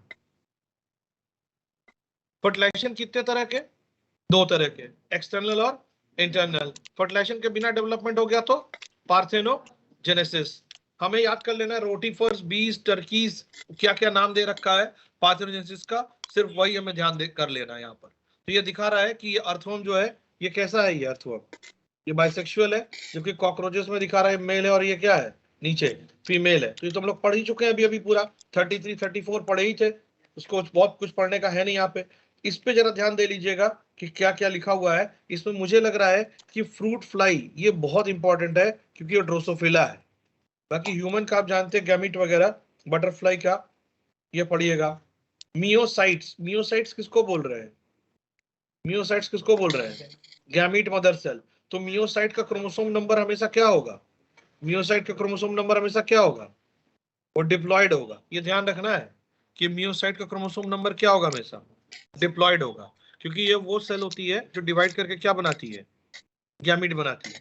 कैसे सर, वो अगर हैप्लॉइड है तो फिर हम उसको मियोसाइट नहीं बोलेंगे, उसको गैमीट मदर सेल तो बोलेंगे, लेकिन मियोसाइट नहीं बोलेंगे, क्योंकि वो मियोसिस नहीं करने वाली है। गैमीट ट्रांसफर अभी मैंने लिखा था कि गैमीट ट्रांसफर हमेशा क्या होगा? Need for a medium algae ब्रायोटेरिडो में, एनिमल में भी हमेशा क्या चाहिए? इसको फ्लूइड चाहिए। अगर वो बॉडी का फ्लूइड है तो फिर वो इंटरनल फर्टिलाइजेशन है, और अगर वो बॉडी का फ्लूइड नहीं है तो एक्सटर्नल। अब फर्टिलाइजेशन एक बहुत इलाबोरेटेड प्रोसेस है। फर्टिलाइजेशन में ध्यान से सुनिएगा, जैसे पानी में फर्टिलाइजेशन था, स्पर्म पानी में छोड़ दिया गया एक्सटर्नल, तो स्पर्म जो है अपने ही अंडे की तरफ जाता है स्पीसीज के और फर्टिलाइज करता है। मतलब स्पीसीज स्पेसिफिक स्पर्म अट्रैक्शन है, फिर कॉम्बिनेशन है, फिर फ्यूजन ऑफ क्या है? न्यूक्लियस है। पूरी सिस्टम को बोलते हैं क्या हम लोग? फर्टिलाइजेशन। लेकिन फ्यूजन ऑफ गैमीट को बोलते हैं क्या? सिनगैमी। सिन का मतलब होता है क्या? जुड़ना। लेकिन इन्होंने यहाँ पर ऐसा नहीं किया है। यहाँ पर इन्होंने लिख दिया है कि हम सिनगैमी को ही क्या बोलेंगे? फर्टिलाइजेशन बोलेंगे। लिखा इंटरचेंजेबल है। तो फर्टिलाइजेशन, सेक्सुअल रिप्रोडक्शन पर फ्यूजन ऑफ गैमीट। तो फ्यूजन ऑफ गैमीट को वैसे तो हम क्या बोलते हैं? फ्यूजन ऑफ गैमीट को हम वैसे तो सिनगैमी। लेकिन अगली लाइन पे ये बोल रहे हैं कि हम इसको क्या बोल सकते हैं? हम क्या बोल सकते हैं? पार्थिनोजेनेसिस क्या है? यहाँ पर दो चीजें लिखनी पड़ेगी। पार्थिनोजेनेसिस क्या? जल्दी बताओ, आप जानते हो? आप जानते हो? जल्दी बोलो। कुछ एनिमल ऐसे हैं, जैसे अभी मैंने बताया हनी बी में फर्टिलाइज जो होती है वो फीमेल हो जाती है, जो फर्टिलाइज नहीं होती वो ड्रोन है, तो वो इनकम्प्लीट पार्थिनोजेनेसिस। कुछ ऐसा एनिमल है जिसमें पार्थिनोजेनेसिस ही अकेला क्या है? मीन्स है किस चीज का? रिप्रोडक्शन का। तो उसको बोलेंगे हम लोग क्या? Complete parthenogenesis. ठीक है। बाकी थैलीटोकी एम्फीटोकी अगर बोलोगे तो भी मैं बता दे रहा हूं। तो यहाँ पर मैं लिख रहा हूं, यहाँ पर क्या? कंप्लीट क्या? Complete what? पार्थेनोजेनेसिस। इसका मतलब it is the only mode of क्या? मोड ऑफ क्या? रिप्रोडक्शन। जबकि हनी बी में क्या है? हनी बी इनकम्प्लीट पार्थेनोजेनेसिस है। इनकम्प्लीट क्या है? पार्थेनोजेनेसिस है। Incomplete parthenogenesis. इसमें जो मेल होता है वो ड्रोन कैसा होता है? वो 16 क्रोमोसोम होता है, और जो फीमेल होती है फर्टिलाइज वो क्या होती है? 32 क्रोमोसोम होती है। एक ही दिन पूरा चैप्टर खत्म। तो यहाँ पर देखना है कि इनकम्प्लीट क्यों है कि मेल जो है, अगर पार्थेनोजेनेसिस से मेल बनता है तो उसको हम लोग बोलते हैं अर्हेनोटोकी। अर्हेनोटोकी। व्हेन मेल डेवलप फ्रॉम क्या? पार्थेनोजेनेसिस, तो उसको हम क्या बोलेंगे? अर्हेनोटोकी। तो यहाँ पर कुछ ऊपर लिखा हुआ है ना, यहाँ पर देखो नाम लिखा हुआ है ना कि टर्की, ये जो एक तरह के ये लिजार्ड्स, लेसेटिया सेक्सिकोला अमेरिकाना जो है छिपकली है, यहाँ पर कुछ लिजार्ड्स होते हैं, उनमें कंप्लीट पार्थेनोजेनेसिस मिलता है। उसमें मेल होते ही नहीं है, केवल क्या होती है? फीमेल। अंडे ले करती है, उससे फिर फीमेल, अंडे ले करती है, उससे फिर फीमेल। तो कंप्लीट पार्थेनोजेनेसिस है। बर्ड्स, टर्कीज, रोटीफर, रोटीफर कहाँ गया? Rotifer, honey bees, some lizard, female gamete directly develop into क्या? ऑर्गेनिज्म विदाउट क्या? Fertilization is called what? Parthenogenesis. और कौन सा टर्म बताया आप लोग को अभी भी? अर्हेनोटोकी। अर्हेनोटोकी मतलब व्हेन क्या? व्हेन मेल, जैसे यहां पर था कौन? कौन था यहां पर? ड्रोन था। डेवलप्स फ्रॉम क्या? From parthenogenesis. और वैसे ही थैलीटोकी है, और क्या है? एम्फीटोकी भी है। तो पार्थेनोजेनेसिस भी दो तरह के। किस किस तरह के? कंप्लीट और क्या? इनकम्प्लीट। जब कैसे एग्जाम्पल बता तो रहा हूं, लेसेटिया सेक्सिकोला अमेरिकाना पूछेगा नहीं आपसे। जब वही एकमात्र तरीका हो, एफिड्स में है, वही एकमात्र तरीका हो, तो उसको हम मानेंगे कंप्लीट पार्थेनोजेनेसिस। लेकिन अगर दोनों तरीके अपना रहा है एनिमल, तो हम मानेंगे उसको क्या? Incomplete parthenogenesis. फर्टिलाइजेशन कितने तरह के? दो तरह के। एक्सटर्नल फर्टिलाइजेशन किस में होगा? एक्वेटिक ऑर्गेनिज्म में होगा। तो इसमें बुरी बात क्या है एक्सटर्नल फर्टिलाइजेशन में, कि उसके बच्चों को, अंडों को कोई भी क्या कर सकता है, खा सकता है। ठीक है, इसलिए ये क्या करते हैं, large number of offspring produce करते हैं, क्योंकि उनके बच्चों को डर है किसी के द्वारा मार दिए जाने के और क्या करने के लिए, खा जाने के लिए। तो ये भी पूछ सकता है कि लार्ज नंबर में कौन प्रोड्यूस करेगा, लार्ज नंबर में प्रोड्यूस करेगा कौन, लार्ज नंबर प्रोड्यूस करेगा क्या,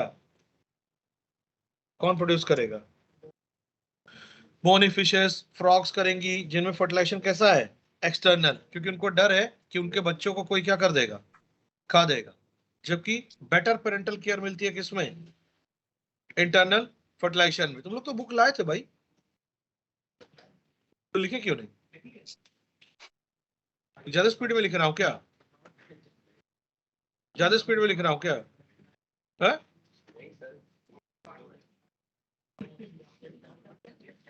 जबकि इंटरनल फर्टिलाइजेशन में, अरे मेरी बात तो सुनो, इंटरनल फर्टिलाइजेशन में खास बात क्या होगी, यहां पर बेटर क्या मिलेगा, पेरेंटल केयर, लिखा नहीं है क्या इन्होंने, बेटर क्या मिलेगी, बेटर क्या, केयर, ये मिलेगा इंटरनल फर्टिलाइजेशन में, चाहे वो प्लांट हो चाहे क्या हो, एनिमल हो। पोस्ट फर्टिलाइजेशन इवेंट में दो चीजें हैं, एक तो सेल के नंबर का बढ़ना, दूसरा सेल के टाइप का दूसरे टाइप में क्या हो जाना, चेंज होना, जिसको हम क्या बोलते हैं, डिफरेंशिएशन, जिसको हम क्या बोलेंगे, डिफरेंशिएशन।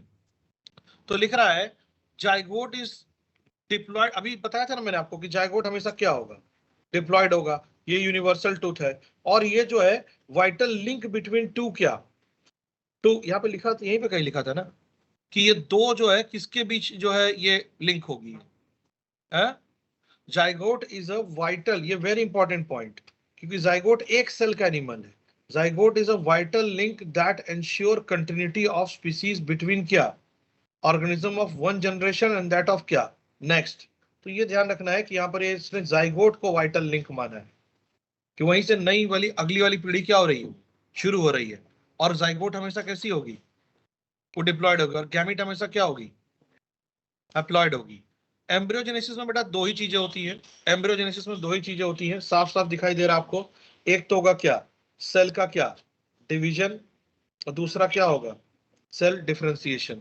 डिवीजन से क्या होगी, इंक्रीज इन द क्या, नंबर ऑफ सेल्स, जो किस डिवीजन से होती है, साफ दिख रहा है यहाँ पर, केवल किस चीज से होती है वो, माइटोसिस। मियोसिस कब होती है, खाली एक बार, गैमेट बन, स्पर्म या ओवा बनते समय होगी। और सेल डिफरेंशिएशन में क्या होता है, मॉडिफिकेशन टू फॉर्म क्या, स्पेशल टिश्यूज, और क्या, modification to form special tissues, और क्या, ऑर्गन्स। इस चीज को हम क्या बोलेंगे, इसको हम क्या बोलेंगे, सेल डिफरेंशिएशन। इस चैप्टर में इतना पढ़ना है, याद रहेगा किसी को क्या क्या पढ़ना है, क्या कह रहे हैं? तो यही रट्टा, यही पढ़ लेना है, पेज की एक एक लाइन नहीं पढ़ना है। एक बार आज शांतिपूर्ण मन से जो है लिख लेना, उसके बाद जब दोबारा खोलना तो बस जितना अंडरलाइन करा दिया हूँ जूलॉजी वाले पार्ट में, इसको इतना ही पढ़ना है तुम्हें। ये नहीं कि सर बैठे बैठे एक लाइन वापस पढ़े हम, बॉटनी वाले पार्ट हो तो आई डो नॉट नो कि वहां पर वेजिटेटिव प्रोपोगेशन क्या लिखा है। जो जूलॉजी वाले मैंने पूरा अंडरलाइन करवा दिया, इसलिए आप अरे तो कोनिडिया वगैरह पढ़ना ना, उसमें जो है उसमें फिशन हो रही है, और बॉटनी वाले पार्ट में पढ़ना, मैं भूल गया हूँ कोनिडिया ओनिडिया, मुझे याद थोड़ी है कोनिडिया कैसी होती है। तो बॉटनी वाले पार्ट में टीचर ने पढ़ाया नहीं, कि पहुंचा नहीं क्या अभी सर, पढ़ा दिए होंगे तो उसमें पढ़ लीजिएगा ना एक बार, वो तो बेसिक है बेटा। सेक्सुअल सेक्सुअल पढ़ाया हो ना, उस दिन एसके सर की लगाए थे, कुछ दिक्कतें आ रही है, देखो मेरे ऊपर बर्डन ज्यादा, मेरा दिमाग जो बिल्कुल उलझ गया है, मैं बिल्कुल काम नहीं कर पा रहा हूँ, होता है ना कभी कभी। तो एसके सर की मैंने लगाई थी क्लास, उसकी वजह से शाम को उनकी 12th में भी लगा रखी थी मैंने। अभी पीजी सर का लगाया, पीजी सर के साथ भी ये हो गया, और कल इसी में दो बच्चे मेरे से भिड़ गए, चिल्ला रहे क्लास में आकर, हिंदी मीडियम में पढ़ा रहे थे, आपने क्लास, अरे भैया क्लास में, हमने कहा ठीक है हाँ बेटा आ जाओ क्या बात है, तो भैया 2 मिनट इत्मीनान से तो बोल दो। हजार तो दिक्कतें थी, हजार तो दिक्कतें थी। देखे हो तुम लोग कैसे कैसे जो है लोग क्लास में डिस्टर्ब करते हैं, और कह रहे, अब कह रहे अब कोई दिक्कत ही नहीं है, अब दिक्कत ही नहीं, जो दिक्कतों से तुम नुकसान करा हमारे को, उसकी क्या बात है। चलो इधर देखो, क्लास में घुस के ऐसे बच्चे चिल्ला रहे, मेरे मुझे भी बहुत गुस्सा आ गया भाई। नहीं, कहने के लिए है कि भैया दिक्कत तो हो ही जाती है, मैं भी तो इंसान हूं, क्या करूं मैं। देखो यहां पर ध्यान क्या देना है, इधर केवल इंट्रोडक्शन वाली बात है। यहां पर बहुत सारी वर्ड्स लिखी हुई हैं, सुन तो लो, यहाँ बहुत सारी वर्ड्स लिखी हुई हैं जिसको आप हम लोग बाद में पढ़ेंगे, जैसे gametogenesis, that is formation of क्या, गैमीट्स है। फिर है ट्रांसफर ऑफ स्पर्म, इंसेमिनेशन। फिर फर्टिलाइजेशन, जिससे बनेगी क्या, जाइगोट। अब यहीं पर उसने एम्ब्रियोनिक डेवलपमेंट का स्टेज बोल दिया है। तो मैं आगे ले जाकर बच्चे को ब्लास्टोसिस दिखाऊं तो बोलेगा समझ में ही नहीं आ रहा है। अब बात समझ रहे हो कि नहीं। और उसके बाद उसने बात कर दी है किसकी, वो बोल रहा है कि अगर ये ब्लास्टोसिस जाकर चिपकेगा, मतलब, लेकिन ये बहुत इंपॉर्टेंट पॉइंट शुरू में ही इसने लिख दिया है। क्या लिख दिया है कि ब्लास्टोसिस्ट अगर जाकर एंडोमेट्रियम से चिपकती है तो उसी को हम प्रेगनेंसी बोलते हैं। इम्प्लांटेशन बोलेंगे या फिर क्या बोलेंगे हम, प्रेगनेंसी बोलेंगे। और फिर एम्ब्रियोनिक डेवलपमेंट, जो कि इंसान में माना गया है कितने मंथ का, 9 क्या मंथ्स का माना गया है, 9 मंथ्स का ये माना गया है। और फिर पार्चुरेशन। फिर लिख रहा है यहां पर जो सबसे खास बात, बुक नहीं लाए हो तुम लोग, जो लाए हो बेटा अंडरलाइन करो, आगे लिखा के पढ़ा रहा हूं, ऐसा नहीं कि चैप्टर भी ऐसे ही पढ़ाऊंगा पूरा। हाँ। कह रहा है ये हमारी आपकी बात हो चुकी है पहले ही कि बहुत बड़ा डिफरेंस है, क्या, कि बहुत बड़ा डिफरेंस क्या है कि मेल में जिंदगी भर स्पर्म क्या होते रहेंगे, बनते रहेंगे, लेकिन वोमन में जो 50 के आसपास जाकर, ये मैं आपको लास्ट ईयर से ही पढ़ा, लास्ट क्लास 11 से ही पढ़ाता आ रहा हूं कि जाकर वो क्या हो जाएगी, बंद हो जाएगी। तो जब हम उसको बोलेंगे क्या, मीनो पॉज सीजेस, तो उसको हम लोग क्या बोला था वहां पर, मीनो पॉज। चलिए बात करते हैं यहाँ पर। अब सबसे पहले उन्होंने मेल रिप्रोडक्टिव सिस्टम की बात की है। मेल रिप्रोडक्टिव सिस्टम की खास बात क्या है कि ये सिर्फ पेल्विस रीजन में है। ध्यान देना है कि फीमेल में एक और चीज थी क्या, मेमोरी ग्लैंड्स, ठीक है, ये पेल्विस रीजन में। और आपको पता है कि टेस्टिस जो होती है वो क्या चीज होती है, प्राइमरी सेक्स ऑर्गन होती है।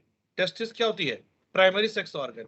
एनसीईआरटी ने कहीं सेकेंडरी सेक्स ऑर्गन नाम से नहीं लिखा है, उसने सेकेंडरी सेक्स डक्ट्स नाम से लिखा है, जिसमें उसने टेस्टिस के अंदर के डक्ट्स, रीटी टेस्टिस को भी ले लिया है। मतलब उनके अनुसार सेमिनिफेरस ट्यूब्यूल खाली क्या है, प्राइमरी सेक्स डक्ट है, बाकी सब के सब क्या है, सेकेंडरी सेक्स डक्ट है। तो हम लोग क्या करेंगे कि इसको नेक्स्ट क्लास में यहीं से क्या करेंगे, स्टार्ट करेंगे, और ये डायग्राम ही देखेंगे क्योंकि ये बहुत अच्छा डायग्राम है, इससे क्लियरली हमें चीजें क्या हो जाएंगी, समझ में आ जाएगी। ठीक है ना, क्या कह रहे हो। इसके बाद कौन सी क्लास है तुम लोग की, केमिस्ट्री का